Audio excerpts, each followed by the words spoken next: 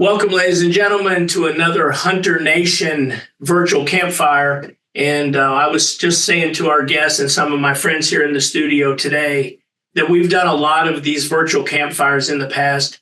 This is going to be undoubtedly the most difficult one that I've ever personally participated in for a lot of reasons, and you're soon going to find out. In the last few months, wolf attacks have been in the news all across the land. In Colorado, we recently had an incident where 8 sheep were killed. And of course, they said it was, and that wasn't just one single incident. In the state of Washington, similar deal, bad events happening to individuals, cattle being killed. They said, oh, it's just one lone wolf. But in Duluth, Minnesota, we had a pet owner that was walking their dog and had a wolf attack, killed that dog right there while they were walking along a popular trail. But closer to home, as in backyard close, we have to look no further than the state of Wisconsin. Everyone that's familiar with Hunter Nation, you know that for years we have been the organization that have been working tirelessly, literally begging politicians for a common sense, science-based management of predators, including the gray wolf. And ladies and gentlemen, you're going to hear from a couple of individuals right there in Wisconsin, starting with Denise C,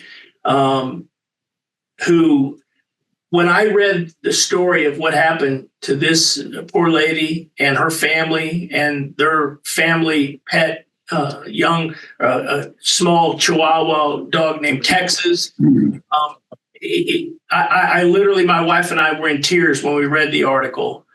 And then very shortly after that, those tears turned to just straight anger because this is so fixable and so preventable. And then we have Greg Martinson that's on here today that's going to tell a story about his mother-in-law's beautiful little pet, Cassie, that was also the victim of a wolf attack. We have my good friend Scott Meyer on here today. Scott's part of the Hunter Nation team, also lives in Wisconsin.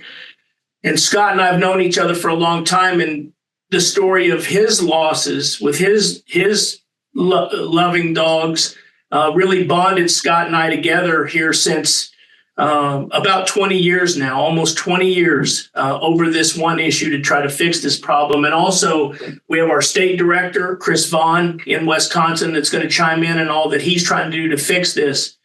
But what a great honor we have today to have Congressman Tom Tiffany from Wisconsin with us. Where before we got started and before you came on, Congressman Tiffany, I was talking to our guests and I was talking particularly to Denise, and she said she's the most non-political person that I've ever met. And I said, well, that was me some years back. And I said that unfortunately, that when we don't, we the people don't get active in the political process by voting and having our voice heard, then we don't have any representation. Whether it's at the local level or the state level or the national level. And I will just say, as a hunter, as a We the People Second Amendment gun owner, and somebody who just loves American freedoms, it's always an honor when we have the opportunity to visit with Representative Tom Tiffany, because there is absolutely no more of a champion in the halls of Congress when it comes to hunting rights and really traditional American values than Representative Tiffany. Welcome, sir. Keith, it's good to be with you. I hope you can hear me. No, we hear you very well. Terrific. Representative Tiffany, you have been a warrior when it comes to science-based management of the gray wolf. You're the author of the Trust the Science Act, which I want you to tell our listeners that don't know a lot about that here in a second. Well, in fact, let's just start there. What was the Trust the Science Act, and what were you hoping to accomplish when you co-authored that bill?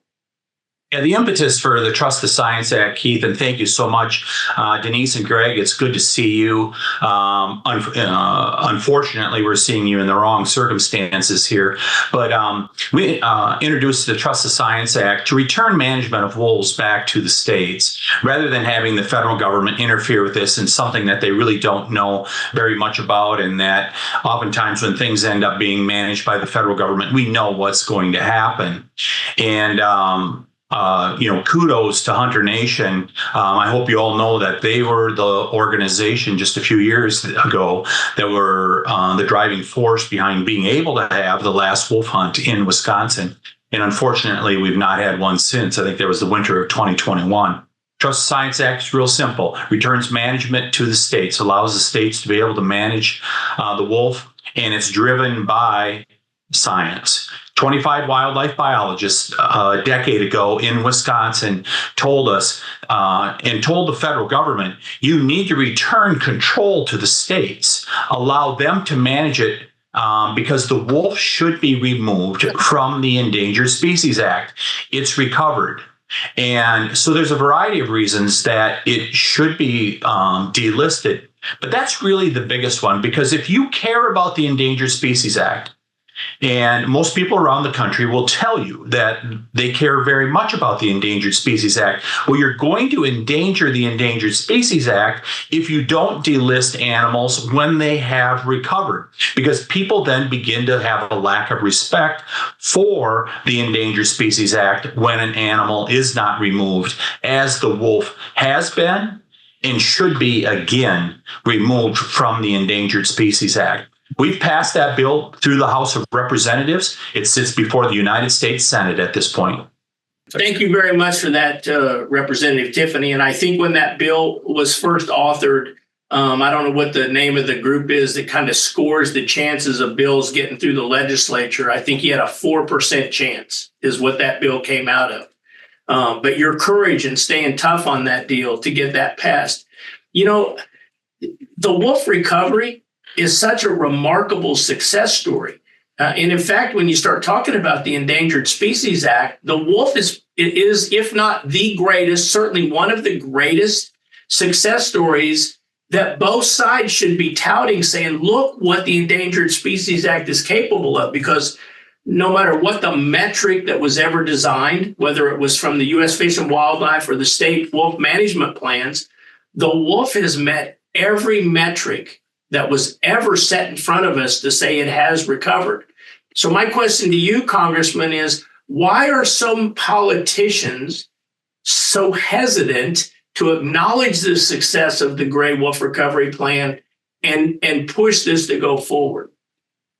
Yeah, so we'll be very straightforward about this, and a lot of it comes down to money. You have very well-heeled organizations that this is how they raise their money. You find animal rights groups and others. The wolf is the animal that they raise their money off, and they try to scare people left and right. So what they will say is that you're going to take the poor wolf, and hunters are going to decimate their numbers if they're removed from the Endangered Species Act. And there's nothing that could be further from the truth. And Wisconsin is such a great example. Look at the wolf hunt season that was held in February of 2021. Are there more wolves on the landscape now? Sure, there's more wolves on the landscape. Hunters want to have the wolf on the landscape, but just like any other wildlife species, they want to make sure that it's managed appropriately. So these animal rights groups, some of the environmental groups, they want the wolf as their primary fundraising tool, and boy, do they use it as a fundraising tool. But I got to emphasize to people, you got to call your U.S. senators. You got to call your U.S. senators and tell them we want the wolf delisted. And there's no time like in an election year to be able to get this done, because this is when people begin to feel they get the nerve, they get the backbone to do the right thing. All you got to do is look at this senator out in Montana a little over a decade ago who finally stood up for the hunters in Montana and got the wolf delisted because it was an election year. Well, it's the same thing going on on here in the upper Midwest at this point, in Michigan, Wisconsin, and Minnesota, they need to hear from you that the wolf be delisted. And I'm not asking you to call a member of one party or the other. I don't care what party they're with. You call them and tell them that they need to get the wolf delisted now. And there are no better stories as far as why that's necessary at this point than the stories that Denise and Greg and their families have been telling. I will just tell you this, Representative, that I reached out to Tammy Baldwin today.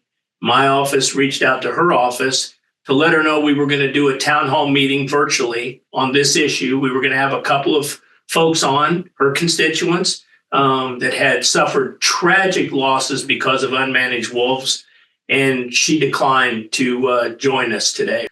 You mentioned the circumstance that brings us together today, and Cassie, I really do appreciate you joining us today. I can't tell you how sorry I am for what happened to you. I've read the story. I'm going to guess that there are many of our listeners that have not heard the story. Would you feel comfortable just telling us what happened to you in Texas on that fateful day? I woke up 6:30, getting ready for work, and I'm a responsible dog owner. I don't let my dogs outside by themselves because I do understand that I live in a wooded area. I understand that there's wolves around, so I always go out with my dogs. I had a Chihuahua, a Lab, and a Great Dane. As I stepped out onto my sidewalk, I was standing there, and my two larger dogs, Houston and Dallas, went off to the left side of my yard because it's another wooded area, so they use the facilities over there, which I'm thankful for. And then my Chihuahua always stayed right in front of me. He never went much further than 15 feet just because he's small. And as I'm standing there watching them, I'm sorry. A wolf came out of the woods on the right side of my yard, and I saw him approach my dog, and I screamed, and he picked my dog up and he ran away with him. And I screamed and ran after the wolf, but he wouldn't drop my dog. He just kept running. My other two dogs ran after the wolf, and my dogs are trained very well, so I was able to call them back. My 13-year-old came running out of the house screaming and got on his hands and knees, started screaming that God hates him. And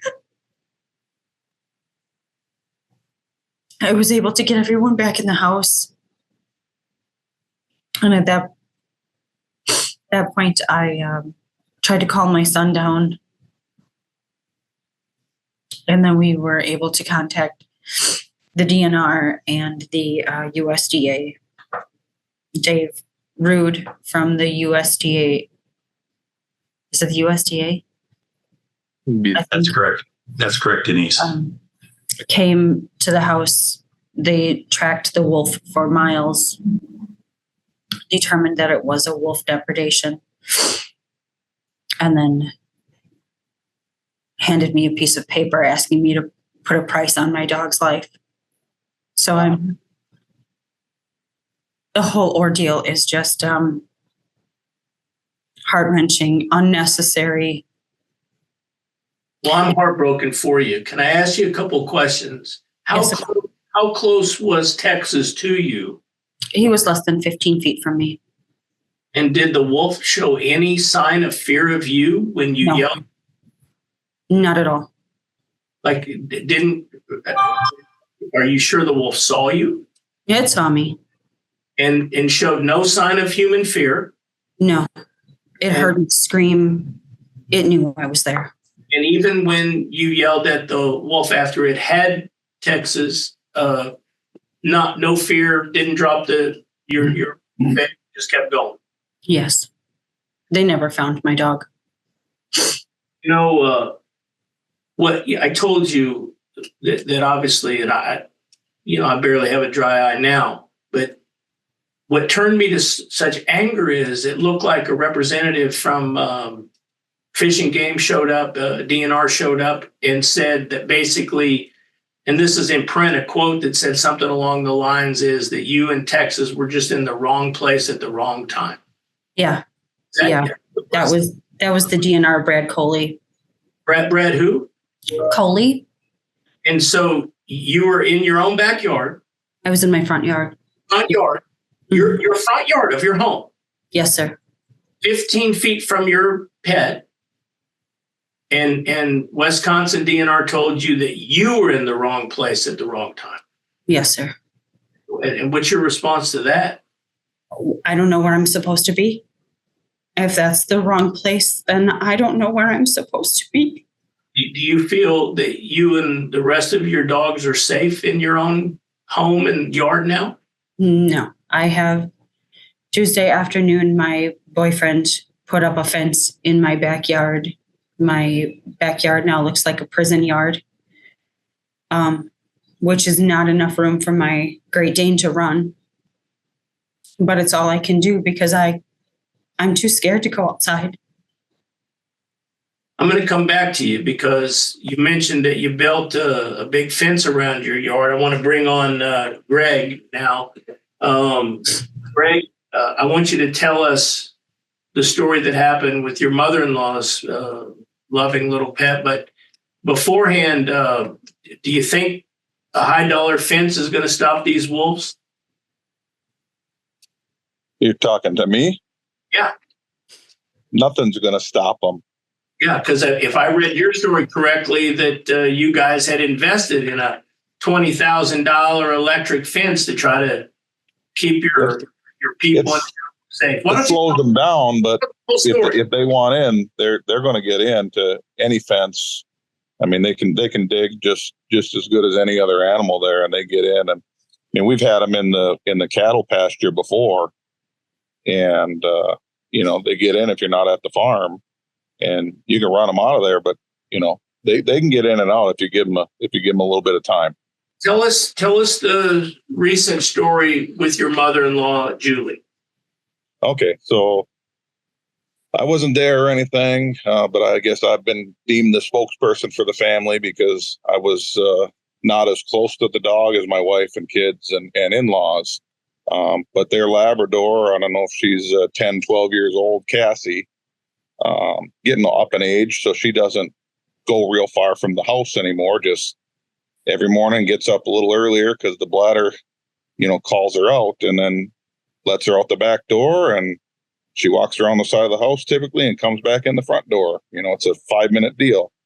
And so the way my mother-in-law explained it to me is she let Cassie out the back door of the house, went to the bathroom herself, heard a yipe of the dog outside, thought it was maybe Cassie coming to the door to get let back in. And she went to the door and nothing there. So she got my father-in-law up and he shined a light all over, didn't see anything. Now, of course, you're, still dark outside early in the morning. And so they hopped on the Ranger quick and went for a ride to look around. And my brother-in-law had come over at the same time. And he pulled up about 100 yards from the house, and she was laying in the field, steaming, all filleted out from some wolves. So he must have scared the wolves off of it when he came over on his side-by-side, and went from there. And they really just told me, "Hey, will you deal with this? Because we don't want to deal with it. Take her to the vet, get her cremated, put her in a box for my mother-in-law." The minute that I went there and grabbed her, it's still probably 6 a.m. when I got the phone call, and it had happened, 4:30 or 5 a.m.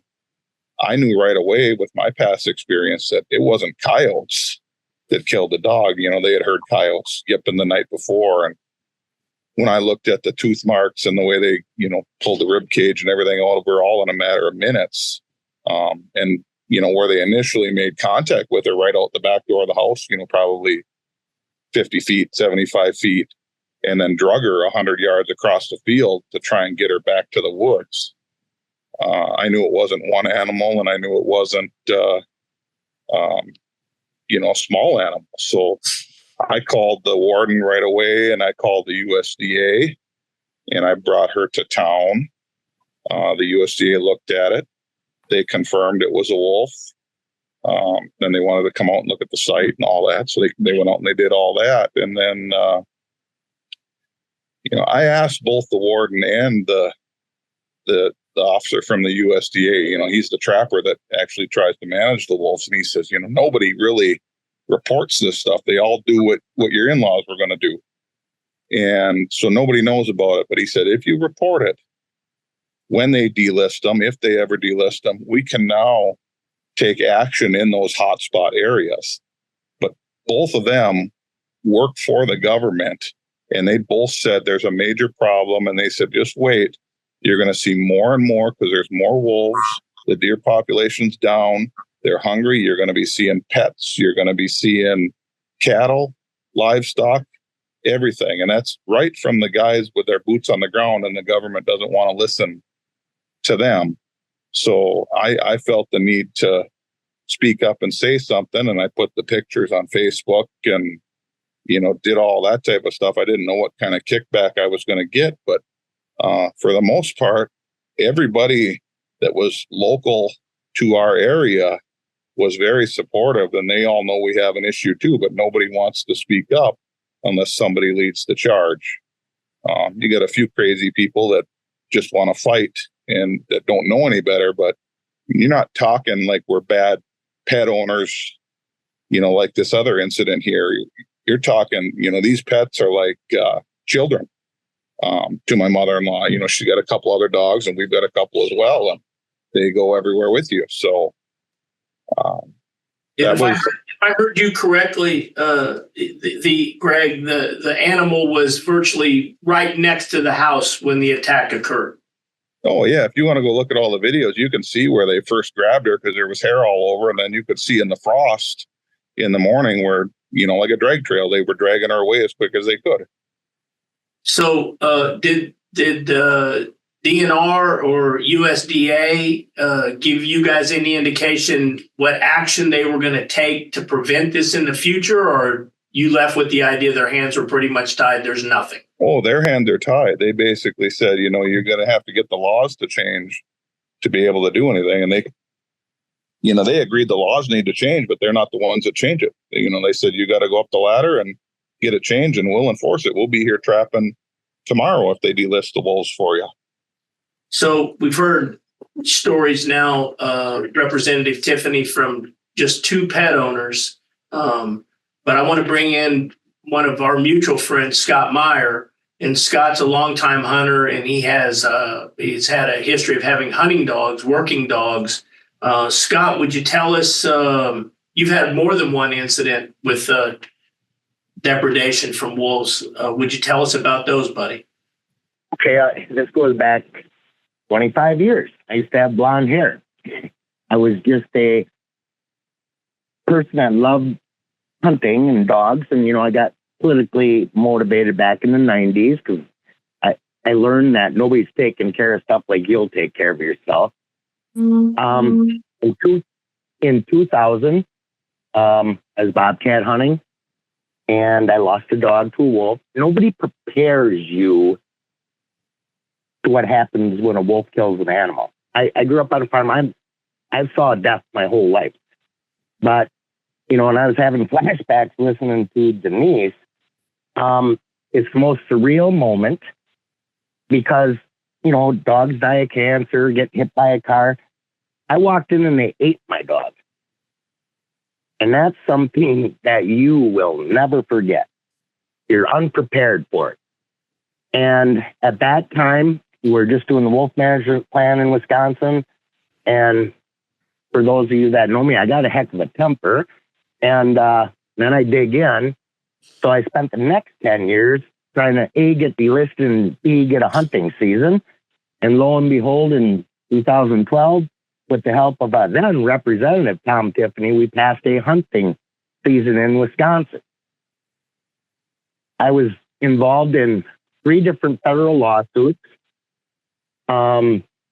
which I recognize that no matter how many times we go to court, they'll find a judge that's going to relist them.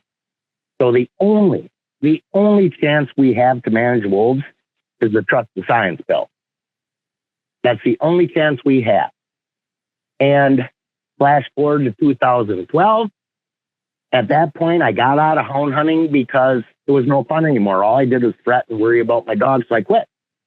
Something that I was very passionate about my whole life. I couldn't handle it. So I had a worthless old basset hound, but I kind of liked him, and I let him out at 5 o'clock in the morning, and he was running a little rabbit. That's what he did every morning. And then I didn't hear him, and I heard a wolf howl, and I knew exactly what happened. Well, I lived in kind of a subdivision. I got kids. Every neighbor's got a kid. And I looked out, and there, my dog, I could see it 40 yards from my home. And I could see the white of his belly. It was dark, so I sat out there with a rifle until it got daylight. And that was the second dog I lost. And again, I really feel for Denise because the process of it all is, the old saying, the punishment isn't a process. She was very emotional. And what happens? I wanted to reach through the TV screen when the warden said she was in the wrong place at the wrong time. And that's what happens with state agencies. They don't care. They really don't care. They figure since there's a compensation package out there, we'll pay for your dog and it's all good. That doesn't work. We love our animals. And it's not about the money. And then you go through this whole federal process with the federal government. And one thing that wasn't talked about is the number of people that quit reporting this. It's way more than the number of dogs that are reported. Way more. They just don't report it. It just comes back to they're not going to do anything anyways. So this is my 25th year going on fighting to get wolves delisted. I don't know if it's going to get done before I die. Before we go back to Representative Tiffany, I want to ask Chris Vaughan. Chris, why don't you tell the folks who you are and what you're trying to do right there on boots on the ground with our Hunter Nation Wisconsin chapter and our Wisconsin members? Yeah, newly formed chapter. So I'm the state director here in Wisconsin, and I'm incredibly proud of the work that our members have put in. We have some heartbreaking stories. There's just 2 of them here today. And we hold meetings throughout the state. And Keith, you've been there, and Congressman Tiffany has been to several of these meetings. And we have a line of people that are telling these exact same stories, from pets to livestock to hounds that they run. And frustration, fear, concern are just a few words that continue to come, to the top of these meetings. And what can we do? Because things aren't getting better. Very thankful that Hunter Nation's here. We've taken the lead on a lot of different things, not just predator management, but this has become kind of one of the corner pieces of what we're doing here in the state, working with the wolf management plan. We understand where that wolf management plan comes from. We understand that it needs to be updated, but our major concern, and this has been voiced by the citizens in the state here, is why did we change it? We had a plan that worked very well. You touched on the numbers. We have a fully recovered species under a plan that had a numeric population goal that worked exceptionally well. But we've got, a DNR, an animal rights activists. They call themselves conservationists that want to keep this thing moving in a direction that isn't healthy. If I understand correctly, Chris, that Wisconsin in calendar year 2023 had the lowest rifle gun deer hunt harvest in recorded history. Is that true? Yeah, it absolutely did. And we've seen that county over county throughout the state. And not surprisingly, if you look at 2023 depredation numbers, we didn't have our first depredation reported until the end of April. This year was early February. And we're into the second month of running hounds here. So if you look at what happened in August of 2023, we saw a massive spike in hounds that were depredated. You've got guys that are utilizing our state land, utilizing private land, spending money, putting it back into true conservationists that are out there running their dogs, preparing for hunting seasons. And these baying hounds have become dinner bells for these wolves. So they're moving on from livestock. They're moving on from prey that we saw, it's not northern counties anymore. And if you look at the area where Denise is in that, Woodruff, Minocqua area, it's the North Woods, but it's a very populated area as far as tourism goes and things like that. So these wolves are not afraid, and our numbers continue to increase. And that's where this legislation comes into place. And I'll go back to where I'm very proud of our members that have really, jumped on these social media channels. We've provided the information. 1 week from today, on April 13th, is our primary election. We've got a state Senate seat that's open among many other seats. We're not going to tell you who to vote for, but ensure that you show up, that you vote 1 week from today on the 13th at that primary election. Vote your values: God, family, country, Constitution. There's going to be candidates that stick out. So I can't stress enough, and I'm very proud of the members that have stuck with that, have showed up at these meetings. We will continue to have these meetings, and we will continue to stay engaged at something that absolutely needs to be changed. Representative Tiffany, Denise, I mentioned this earlier, very apolitical, not a voter, doesn't really get involved in politics whatsoever. And you and I've had long discussions about how some of the best that we, the people in America, have to offer have opted out of voting for a number of reasons. Some of them are they don't want the government in their business, so they don't bother to go vote, or they don't think one vote matters. But as somebody that sits in the halls of Congress, what would you say to someone like Denise and other folks like I used to be that avoided voting and tried to just avoid politics altogether? Why is that a mistake for us, we the people, to not vote?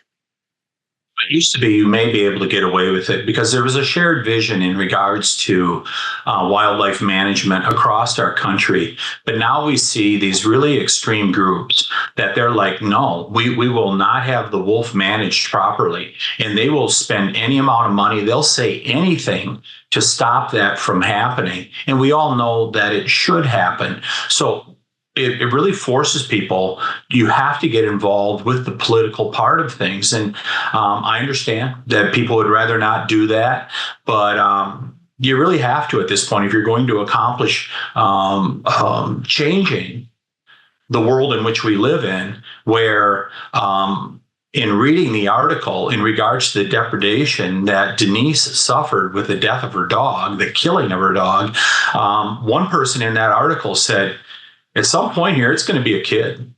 At some point, at what point does it become that there's going to be a kid that's going to be grabbed by a wolf? Because I know exactly where Denise lives, and there are a lot of people that live in that area.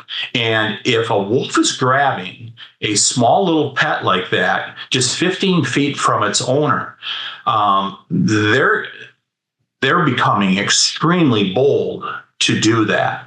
And so I just urge everybody, you really need to get engaged here. And once again, don't just call Senator Baldwin, call Senator Johnson also. This sits before the United States Senate. If you've got friends that are in Michigan or Minnesota, those U.S. senators can do something about this also. Because if they wanted to, if Tammy Baldwin really wanted this bill done, she could go to the majority leader and say, I have to have this done. She could get it done. She is a linchpin at this point, and it only makes sense to get this bill done. The other thing that I would say, Keith, and once again, thank you to Denise and Greg. Greg, good to talk to you once again. Thanks so much for coming forward like this, because I know it's not easy. But we need a state that's going to act also. It is about time for states like Wisconsin, where the federal government is ignoring us, to make sure that they're not ignored, that they are insisting that there be a change in policy. And there is a term that's used in federal statute, it's called coordination, that gives states the ability to be able to have an impact on the policies that are implemented. Now, the best way for us to do this is to pass the Trust the Science Act, but there's no reason that the State Department of Natural Resources and the Evers administration isn't going to the federal government and say, we want you to come to Wisconsin and coordinate with us on this issue because it's doing great harm to us. And the second thing is, our state has started to head in the wrong direction with the current DNR leadership, where they're making it more difficult if the wolf is delisted once again to be able to manage wolves. So this is an all-out effort that's going to be required by us in order to be successful. And I can assure you, I will work until I am my very last day in Congress to be able to get this done. Whenever that is, I don't know when it's going to be. It'll be at the will of the voters, but I will work every day to get that wolf delisted because we all know it is the right thing to do, and it's the right thing by the science to do. So I agree. Denise, I did see in the article that I think it was you that said that a little kid is going to be next. Was that you that said that? Yes, sir. I was speaking with a reporter for one of the local news papers up here, and he, after hearing my story, he has a 1.5-year-old who would walk down a trail between the two houses that he has. And he said he can't allow that to happen anymore because he's scared. Now he's also scared that it's going to be his child, even because it's the amount of outcry up here that I've heard just from my story it's just eye-opening.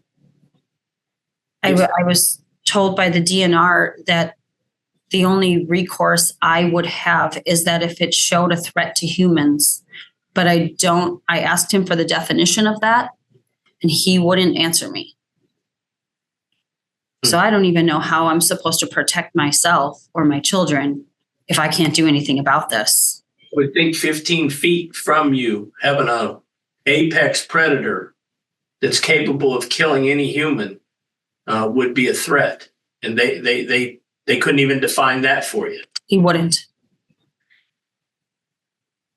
If you could speak to those in power, obviously we have Representative Tiffany here with us, and we know how he feels. He's on your side. But if we could have you speak directly to Senator Johnson, Senator Baldwin, Senator Tester, Senator Schumer, all the senators that are out there that this bill is setting in front of, what would you say to them as to why they should do what Representative Tiffany do and push to get the wolf delisted so they can be managed like all other wildlife? What would you say?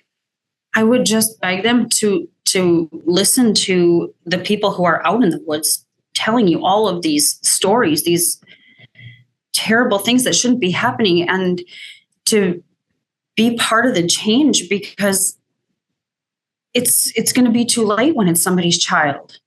I want the change to happen before the tragedy instead of having the tragedy happen before the change.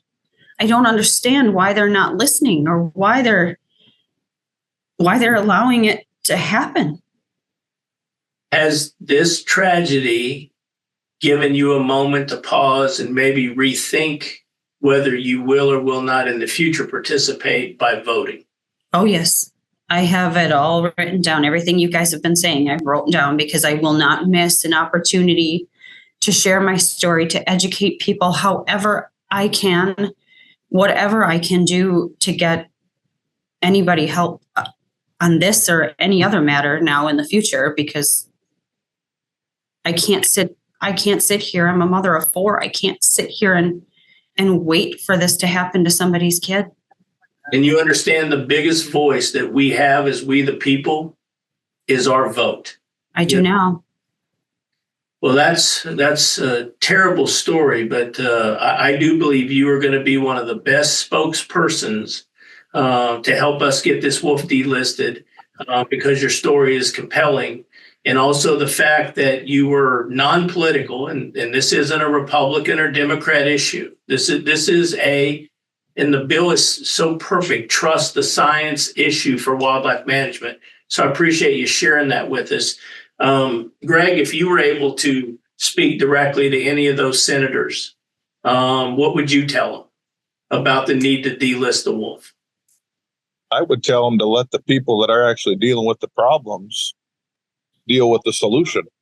I mean, that's really where the issue is. If it's not their problem in their backyard, they don't really care about it, it seems like. But I mean, we have a ton of problems up here in Bayfield County and Ashland County, Iron County. And obviously, down further south, it's getting worse and worse too. I mean, a few weeks after our accident, my wife's cousin almost lost their lab in their backyard 5 miles down the road to about 6 wolves. And she's got the whole thing on video. They were standing there. She's screaming at them. And thankfully, the dog's a good listener and he come back. But if he would have went another 50 feet, they would have grabbed him and jumped. And they sat there for a minute while she yelled at them. They wouldn't leave. They just wanted that dog. So let the people that have the problems come up with a solution. Just take the handcuffs off of the state, take the handcuffs off of, the county, the wardens, all of that. Stay out of our business, I guess. Are you a voter? Are you a voter, Greg? Do you vote? I'm a voter, yeah. Great. With Hunter Nation leading this charge and having warriors like Representative Tiffany, and we're finding like-minded warriors in the U.S. Senate, and having folks like Denise wake up and say, hey, listen, we've had enough, and we're going to vote, and we're going to vote in numbers that you people have never seen before. And when we do that, the Tammy Baldwins, the Ron Johnsons, the Chuck Schumers, and all of the other folks in Congress and the Senate that are our elected employees, when they realize that hunters have had enough of this, that our policies are going to be, our voices are going to be heard, policies are going to be adhered to that represent our interests, I assure you, Scott, we are going to get this fixed, and we're going to get it fixed for your lost dogs. We're going to get it fixed for Texas. We're going to get it fixed for Cassie and all the other depredations out there that we've just had enough. And that's my bottom line. I'd like to give Congressman Tiffany the final word here. And I had one other question of you, and I'm going to ask it, and then I'm going to let you close this. But I just want to tell you that Denise and Scott and Greg, Hunter Nation, we're very sorry for your loss. We're very thankful that you're willing to step forward. Greg, thanks for you and Scott always being voters and vocal. And Denise, I really want to stay in touch with you because I think you're going to be the poster child for Hunter Nation and everything we stand for, which is solid wildlife policy, and then hunters voting those values. And so I really do appreciate you joining us. And all you listeners, it's not enough to just take a tissue and wipe your eyes when you hear these stories. It's not enough that you walk away pissed off like the rest of us that we allow this to happen. It's not enough. You got to be vocal. You got to go vote. Go to hunternation.org. If you're not a member up there in Wisconsin of hunternation.org, shame on you for not helping Chris and everything that he's doing up there. Shame on you for not getting behind Congressman Tiffany and showing your Wisconsin support for leadership that wants science-based conservation. hunternation.org. And most importantly, like Chris said, you got a primary coming up. November's just around the corner. If you're not registered, get registered. Go to huntthevote.org to figure out how you can do all that. And then go exercise your right and go vote our values. Because if we do that in numbers that I do believe we're going to do in proportions never before seen, we will effectuate positive change in America. We will make America the America we have always envisioned of being. Final word, Congressman Tiffany, but the one thing I do want you to touch on before you close it out for us is if the Wisconsin deer population continues to get decimated, if we continue to have this type of wolf depredation on trails and in parks, what is that going to mean to the dollars that come into Wisconsin in tourism and hunting? And then lastly, I would just like you to make a final plea to the folks in Wisconsin and those other states, just how important it is to get out and vote your values if you want to see real change in America. So the impacts are multifaceted here, and the worst part is for people like Denise and Greg. And we hear these stories all the time, but we see farmers that are being forced out of business as a result of wolves in their neighborhood. And it isn't just when they take the animals for those farmers out there, but probably the biggest impact that it's having on northern Wisconsin is it's decimated the deer herd. What used to be a grand tradition in Wisconsin, those deer camps, and we hear the stories all the time now.